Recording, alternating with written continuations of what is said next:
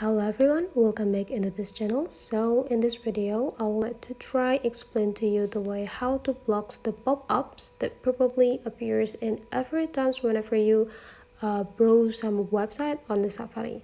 So how to do that? You just need to open the settings and you just need to scrolling down until you found the Safari application, and right after that you just need to go click them and just scrolling down again until you found this general sections. And in this general section there will be like a block pop-ups on the third line, so you just need to turn on this button by click it so that the button will be change the color.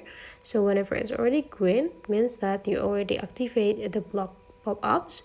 So whenever you do browsing on your Safari, the pop-ups is automatically blocked by the system. So that is the way how to block the pop-ups on your Safari browser. Hopefully this tutorial today is useful for you. Thank you for watching, and I will like to see you for the next tutorial.